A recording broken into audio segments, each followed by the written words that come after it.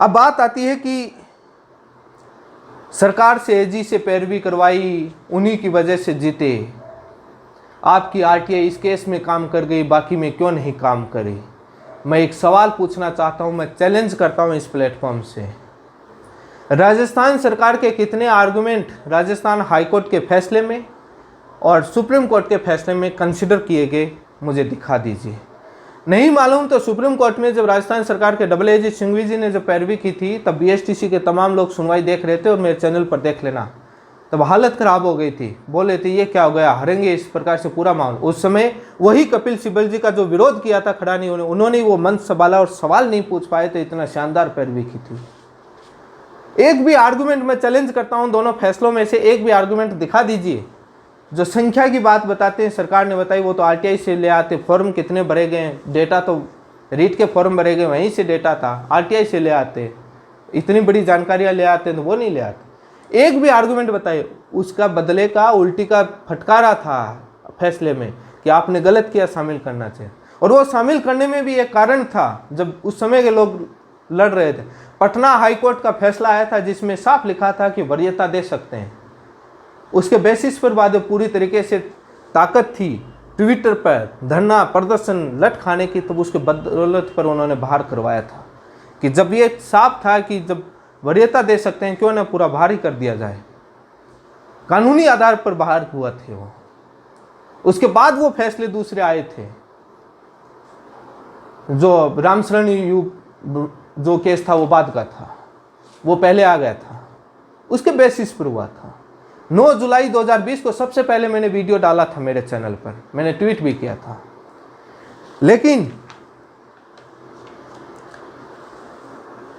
मैं चैलेंज करता हूं कि एक भी आर्गुमेंट दिखा दीजिए जो राजस्थान सरकार के, यही सवाल बीएड के और जो बीएसटीसी को हराना चाहते थे वो लोग सवाल यही करते थे कि सरकार आर्गुमेंट कर रही है, ये तो ऐसे ही लूट रहे हैं, इनका कोई कुछ भी नहीं है। तब मैं वो सवाल देता था, तब ये लोग मेरा समर्थन करते थे। आज वही सवाल जो बीएड और जो बीएसटीसी को हराने में करते थे, वो सवाल मेरे से पूछ रहे हैं।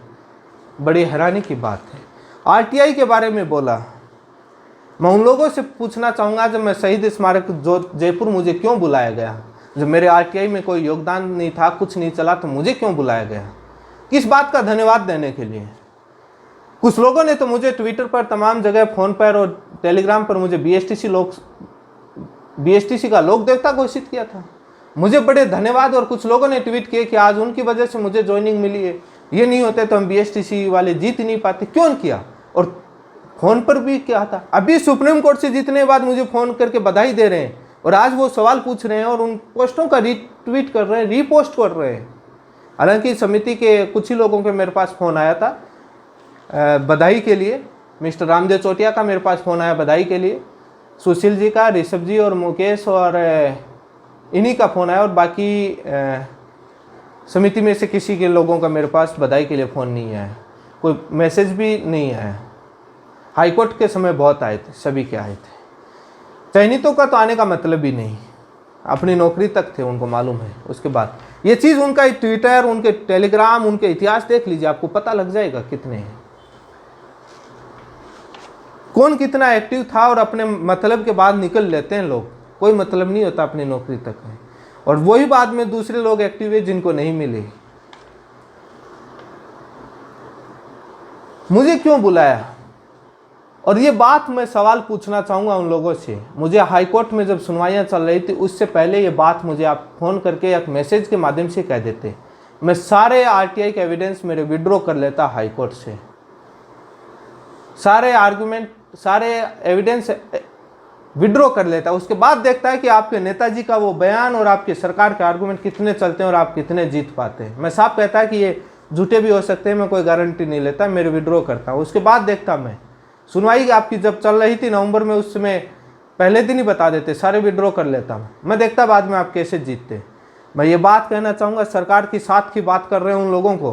हिमाचल के अंदर सरकार उन जेबीटी के साथ थी, क्या हुआ? 25 के बाद 26 नवंबर को फैसला आया, हार गए थे।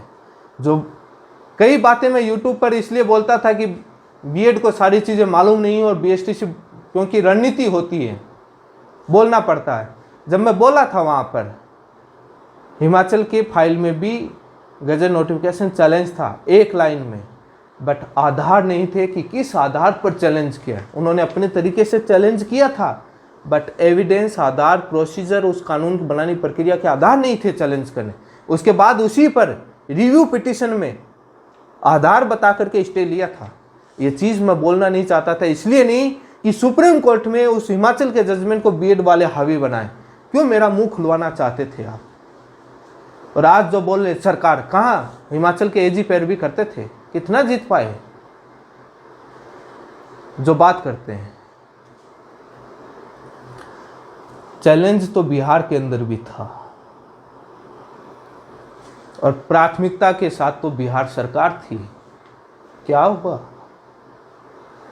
राजस्थान ही जीता, पंजाब के अंदर भी लोग आंदोलन करके साथ ले आए थे सरकार को बाद में, लेकिन जीत नहीं पाए। पंजाब के लोगों को मैंने रोका रखा था, मैंने कहा फैसला राजस्थान से होने दीजिए सर, आप रोकिए।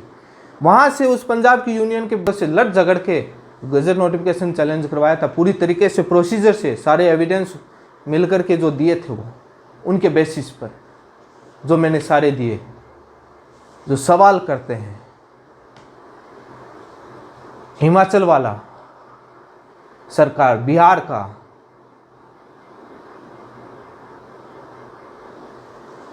बड़े सवाल गंभीर हैं। मैं उन सभी सवालों को पहले बता देता, मैं विड्रॉ कर लेता और उसके बाद देखता। और हिमाचल वाले, मैंने तथ्यात्मक बातें करता हूं, मैं उलूल फुलूल बातें नहीं करता। और मैं अभी भी एक बात मैंने इस जो समारोह में आए थे उन लोगों को मैंने फिजिकली तौर पर बताई थी, वो बात मैं अभी बोलना नहीं चाहता। इस केस के बारे में बताई थी, उन लोगों से पूछ लेना वहां जो आए थे। इसलिए नहीं चाहता कि करोड़ों लोगों को न्याय मिला, चंद लोगों की वजह से वापस अन्याय ना हो जाए। फर्जी आईडियों को लेकर बोलते हैं कि लोग हमारी ये आईडी असली है, फर्जी आईडी नहीं है, हम सामने आ जाएंगे। जो सवाई माधोपुर की बोल रहे हैं, सवाई माधोपुर के लिए मैं ट्वीट करूंगा, वहाँ आइएगा, मिलेंगे।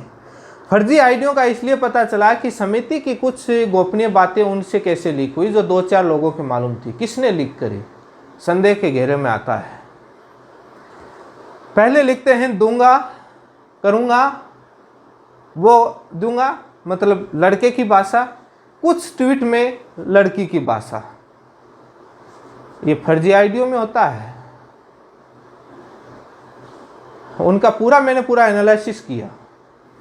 वो सवाल पहले उन आईडियों पर पूछे गए, फर्जी आईडियों के माध्यम से, कमेंट के माध्यम से, अलग अलग जगह, कई जगह पूछे गए। जब ये सम्मेलन का, समारोह का कार्यक्रम आया, तब उनकी ओरिजिनल आईडी से रीपोस्ट, रीट्वीट के माध्यम से या खुद करके वो आ गए। तब साबित हो गया कि पहले वहाँ थे, अब अपने ओरिजिनल रूप में आ गए हैं। अन्यथा वो चीज़ें वहाँ कैसे लीक हुई, अब वो वहाँ कैसे आई? कई गोपनीय बातें। लिखने की शैली सबसे बड़ी होती है, और पुलिस में 2 मिनट में, मुझे रमेश रुयल कहते हैं, सारी चीज़ें मालूम चल जाती हैं कि कहाँ से लोकेशन आईडी से लॉगिन है, कहाँ से ट्वीट हो रहे हैं, लोकेशन क्या है, किस आईडी से बनाया गया, सारी चीज़ें पता लग जाती हैं। कभी आपने डबल मर्डर केस और इन्वेस्टिगेशन की रिपोर्टिंग कभी पढ़ी है? वहाँ पर कैसे पता लगता है कि उसने आधे घंटे पहले ये बात बोली थी, फ़ोन पर क्या बोला था, उसने ट्वीट क्या किया था सुसाइड के केस में, उसके अंदाजे लगाए जाते हैं। लिखने की शैलियाँ पकड़ी जाती हैं, लोग अपने बयान बदल जाते हैं, तब लिखने की शैलियाँ, भाषा पकड़ी जाती हैं। उसके साथ सोशल मीडिया आप चलाते हैं, आपको पता है टेक्नोलॉजी का कि वही चीज़ आपको ज़्यादा रेफर की जाती है, चाहे यूट्यूब हो, ट्विटर हो, वही पोस्टें, वीडियो सामने आते हैं जो आप ज़्यादा देखते हैं। वो आपका बिहेवियर चेक करते हैं। सोशल मीडिया पर भी ये ट्रैकिंग सिस्टम लगा होता है सिक्योरिटी में। वही जो एजेंसियों की रिपोर्ट देखेंगे तो वो पीछे का इतिहास देखते हैं कि वो लोग किसके पास गए, किसको फॉलो किया, किसको बात किया, किसको ज़्यादा फॉलो कर रहा है, उन्हीं से ज़्यादा पूछताछ करते हैं। एक ही पर्सनल, कुछ ही चुनिंदा लोगों की आईडी को फॉलो करना, उनको रीट्वीट करना, उन्हीं के ऊपर बधाई देना, उन्हीं पर पोस्ट करना, उन्हीं पर रीट्वीट करना, कमेंट करना, और पूरे दिन 10 सेकंड बाद इधर लॉगिन, 10 सेकंड बाद उस आईडी से पोस्ट, 10 सेकंड बाद उस आईडी से पोस्ट और कमेंट। और जैसे ही ये कार्यक्रम हुआ वो आइडिया इनएक्टिव भी हो गई हैं 2-3 दिन से।